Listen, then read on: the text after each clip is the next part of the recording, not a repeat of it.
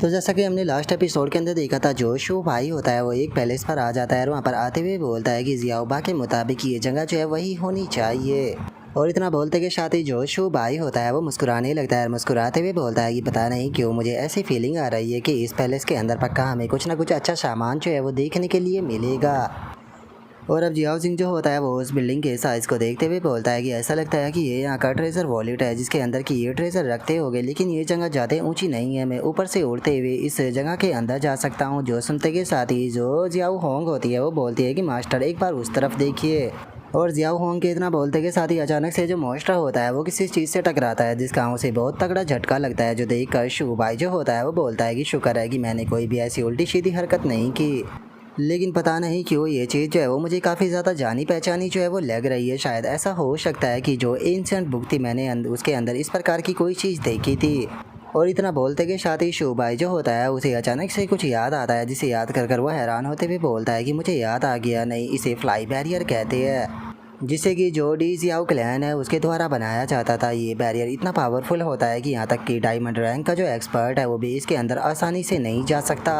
अगर इस जगह को गार्ड करने के लिए यहाँ पर इतना अच्छा बैरियर जो है वो लगाया गया है तो पक्का इसके अंदर कोई ना कोई अच्छी चीज़ होगी। और इतना बोलकर शू भाई काफ़ी खुश होने लगता है। तभी जियाओ होंग जो होती है वो बोलती है कि मास्टर मुझे लगता है कि कोई इसी तरफ आ रहा है। जो सुनते के साथ ही शू भाई जो होता है वो भी जियाओ होंग के पास साथ में जाकर पास में ही छुप जाता है। तभी हम देखते हैं कि वहाँ पर एक और स्नेक बीस्ट आने लगता है, जिसे देखकर वहाँ पर खड़े हुए जो दो बीस्ट होते हैं उनमें से एक बीस्ट बोलता है कि माय लॉर्ड क्या आप दोबारा से चेकिंग के लिए आए हो। जो सुनते के साथ ही वो मोस्टर जो होता है वो बोलता है कि क्या यहाँ पर सब कुछ नॉर्मल है। जो सुनकर वहाँ पर खड़ा हुआ गार्ड बोलता है कि हाँ सब कुछ नॉर्मल है। और उनके इतना बोलते के साथ ही जो शू भाई होता है वो जो जियाओ होंग होती है उसे बोलता है कि जियाओ होंग मैं चाहता हूँ कि तुम यहीं पर ही रुक कर मेरा इंतज़ार करो। जो सुनकर वो भी ओके बोल देती है। और तभी हम देखते हैं कि शू भाई अचानक से इनविजिबल हो जाता है। और इनविजिबल होने के बाद में वो हंसते हुए बोलता है कि चलो जो जियाओ भाई है उसकी न्यू एबिलिटी को चेक कर कर देखते हैं। और उसके इतना बोलते के साथ ही जो जियाओ होंग होती है वो हैरान होते हुए बोलती है कि मास्टर आप तो सच में इनविजिबल हो गए, आप मुझे दिखाई ही नहीं दे रहे।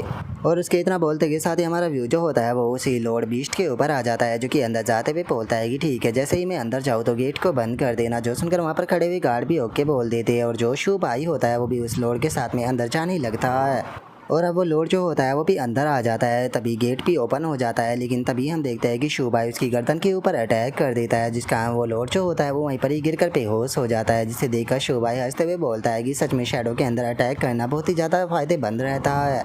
और अब इतना बोलते कि साथ ही शू भाई जो होता है वो उस पैलेस के अंदर आ जाता है। और उस पैलेस के अंदर आते हुए बोलता है कि चलो देखते हैं कि इन लोगों ने आखिर कौन सा जो ट्रेजर है वो यहाँ पर छुपा कर रखा हुआ है। और इतना बोलकर शू भाई जैसे ही आगे आता है तो उसे पता चलता है कि वहाँ पर बहुत ज़्यादा पर्पल क्रिस्टल जो होते हैं वो पड़े होते हैं, जिन्हें देखकर शू भाई खुश होते हुए बोलता है कि जरा देखो तो यहाँ पर कितने क्रिस्टल मौजूद है, सच में यहाँ पर मेरा तो जैकपॉट लग गया, जल्दी से इन सभी को उठाकर यहाँ से निकलने की कोशिश करता हूँ। और अब इतना बोलते के साथ ही जो शू भाई होता है उसे दूसरे कमरे के अंदर कुछ महसूस होता है, जिसे महसूस कर शू भाई जो होता है वो बोलता है कि लगता है कि यहाँ पर मुझसे अलग भी कोई और है। क्या ये पर्सन जो है वो डी जियाओ क्लैन से हो सकते हैं, क्योंकि वही लोग जो है वो बैरियर के अंदर इस तरह से घुसना जानते हैं। और इतना सोचकर अब शू भाई जो होता है वो उन लोगों से चिल्लाते हुए बोलता है कि कौन हो तुम, जल्दी से सामने आओ।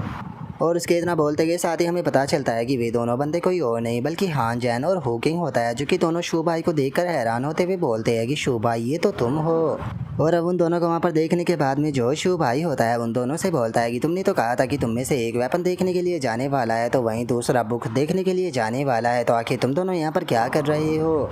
और अब शू भाई की इस बात को सुनकर वे दोनों भी हंसने लगते हैं और हंसते हुए बोलते हैं कि ओ शू भाई तुम भी यहाँ पर आए हो, सच में क्या कोइंसिडेंस है। जो सुनते के साथ ही शू भाई जो होता है वो उन दोनों से बोलता है कि क्या हो गया, तुम दोनों तो हमेशा इस प्रकार से एक्टिंग करते हो जैसे कि तुम कभी भी कोई गलत काम नहीं करते हो, तो फिर आखिर तुम लोग यहाँ पर चोरी करने के लिए क्यों आए हो। और अगर देखा जाए तो चोरी करने में तो तुम दोनों तो मुझसे भी ज़्यादा टैलेंटेड हो। मुझे तुम दोनों ये बताओ, यहाँ पर बैरियर लगा हुआ था और सामने गार्ड जो है वो वहाँ पर गार्ड कर रहे हैं, तो फिर आखिर तुम दोनों इस जगह के अंदर कैसे आ गए। जो सुनते के साथ ही जो हान जैन होता है वो शू भाई को बताता है कि पीछे एक टनल है जो कि इसी जगह से जुड़ा हुआ है, और जब मैं उस टनल से होते हुए आ रहा था तो जो हुकिंग था वो भी मुझे उसी टनल के अंदर मिल गया था। जो सुनते के साथ ही शू भाई जो होता है वो उन दोनों से बोलता है कि सच में तुम दोनों जो है वो एक नंबर के चीटर हो। चलो छोड़ो इस चीज़ को, तुम यहाँ से जितना उठा सकते हो उतना उठा लो, लेकिन याद रखना किसी भी प्रकार का शोर मत मचाना, नहीं तो बाहर खड़े हुए गार्डों को पता चल जाएगा।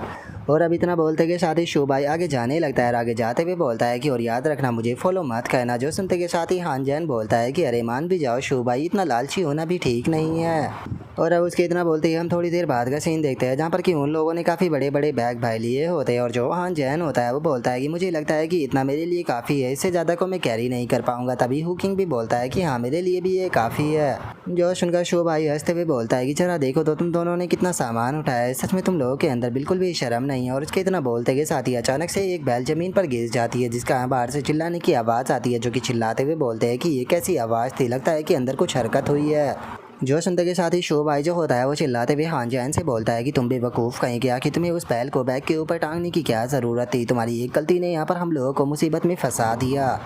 और अभी उनके इतना बोलते के साथ ही जो गार्ड होते हैं वो भी अंदर आ जाते हैं जहाँ पर कि उन्हें अपना जो लोड होता है वो बेहोश पड़ा हुआ नजर आता है, जिसे देखकर भी बोलते हैं कि वो लगता है कि किसी ने लोड को बेहोश कर दिया, लगता है कि जो चोर है वो टेंपल के अंदर घुसे है। जो सुनते के साथ ही जो दूसरा गार्ड होता है वो चिल्लाते हुए बोलता है कि जो फ्लाई बैरियर है उसकी पावर को मैक्सिमम कर दो, क्योंकि चाहे कुछ भी क्यों ना हो जाए हम लोग चाहे वो यहाँ से जो चोर है उसे भागने बिल्कुल भी नहीं दे सकते। और उसके इतना बोलते के साथ ही जो शू भाई होता है वो भी वहाँ से भागने लगता है और अपनी पावर का इस्तेमाल करते हुए बोलता है कि जल्दी से यहाँ से भागो और निकलो, क्योंकि अगर हम लोग अभी के अभी यहाँ से ना निकले तो हम लोग यहीं पर ही फंस कर रह जाएंगे, जिसके बाद में हमें कोई भी नहीं बचा पाएगा। और अब इतना बोलते के साथ ही शो भाई जो होता है वो वहाँ पर जो खड़े हुए जो गार्ड होते हैं उन्हें अपनी एनर्जी के अंदर फंसाते हुए वहाँ से उठाकर दूर फेंक देता है, जिसके बाद में वे सब तीनों जो होते हैं वो भागते हुए उस पैलेस से निकल जाते हैं। और जो गार्ड होते हैं वो चिल्लाते हुए बोलते हैं कि क्या तुम्हें लगता है कि तुम यहाँ से भाग पाओगे, जल्दी से पूरी की पूरी सिटी के अंदर इस चीज़ को अलर्ट कर दो। और उसके इतना बोलते के साथ ही हमारा व्यू एक स्नेक एल्डर के ऊपर आ जाता है जो कि चिल्लाते हुए बोलता है कि पूरी की पूरी सिटी जो है उसके अंदर लॉकडाउन कर दो, चाहे कुछ भी क्यों ना हो जाए, लेकिन हमें उन चोरों को ढूंढ कर निकालना होगा, सारे के सारे घरों की तलाशी लेना शुरू कर दो। और उसके इतना बोलते ही हमारा व्यू शो भाई और बाकी लोगों के ऊपर आ जाता है जो कि थोड़ी सी ऊपर छुपे हुए होते हैं। और जो जियाओ होंग होती है वो बोलती है कि मास्टर सारे गार्ड एक जगह पर इकट्ठा हो चुके हैं, मुझे नहीं लगता कि हम लोग यहाँ से निकल पाएंगे। जो सुनते के साथ ही हान जैन जो होता है वो भी बोलता है कि हाँ मुझे भी लगता है कि इस बार हम लोग बहुत बड़ी मुसीबत में फंस गए। जो सुनते के साथ ही जो होकिंग होता है वो भी थोड़ा घबराते हुए बोलता है कि पूरी सिटी के अंदर जो गार्ड है वो चारों तरफ फैल चुके हैं, यहाँ तक कि हम लोग तो कोई बैकअप भी यहाँ पर नहीं बुला सकते, मुझे समझ में नहीं आ रहा कि हम लोग यहाँ से निकलेंगे कैसे। जो सुनते के साथ ही शू भाई जो होता है वो मुस्कुराते हुए उन लोगों से बोलता है कि तुम्हें ऐसा कहने की कोई ज़रूरत नहीं है, क्या तुम लोग नहीं जानते हो कि कहा जाता है कि जिस जगह पर सबसे ज़्यादा खतरा होता है वही जगह सबसे ज़्यादा सेफ़ होती है। और अब शू भाई की इस बात को सुनते के साथ ही जो हान जैन और हुकिंग होता है वो शू भाई की तरफ देखने लगते हैं और शू भाई की तरफ देखते हुए उससे पूछते हैं कि शू भाई आखिर तुम्हारे कहने का क्या मतलब है, तुम्हारी बात हमारे सर के ऊपर से चली गई। और उनके इतना बोलते के साथ ही जो जियाओ होंग होती है वो उन गार्ड के पास में आ जाती है और चिल्लाते हुए बोलती है कि वहाँ पर ह्यूमन की प्रेजेंस है, पक्का वहाँ पर ह्यूमन हो गए। जो सुनते के साथ ही जो गार्ड होते हैं वो भी भागते हुए उस तरफ जाने लगते हैं और चिल्लाते हुए बोलते हैं कि जल्दी से उस तरफ चलो, उधर ह्यूमन है।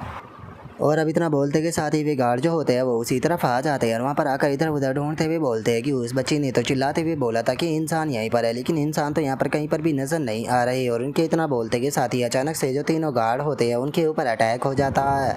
और अब हम देखते हैं कि जो शू भाई और बाकी लोग होते हैं उन्होंने अटैक करके तीनों मॉन्स्टरों को बेहोश कर दिया होता है। और जो शू भाई होता है वो बोलता है कि जल्दी से बॉडियों को ठिकाने पर लगाओ और जियाओ होंग जल्दी से बताओ हमें कब छिपना है।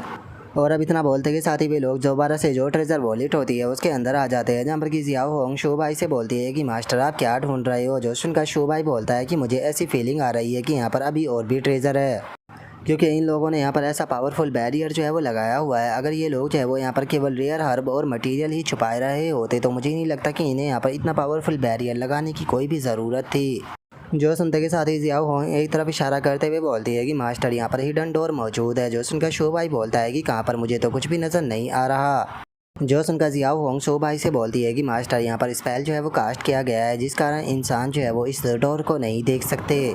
और अब इतना बोलते के साथ ही जियाओ होंग जो होती है वहाँ पर एक लगा हुआ जो बटन होता है उसे दबा देती है, जिस कारण हम देखते हैं कि अचानक से ही जो हिडन गेट होता है वो ओपन हो जाता है, जिसे देखकर शो भाई जो होता है वो बोलता है कि इस बास्टर्डों ने तो देखो यहाँ पर किस प्रकार की चीज़ें की हुई है, अब समझ में आया कि मैं इसे नोटिस क्यों नहीं कर पाया था। जो सुनकर जियाओ होंग बोलती है कि मास्टर मुझे नीचे से काफ़ी पावरफुल एनर्जी महसूस हो रही है।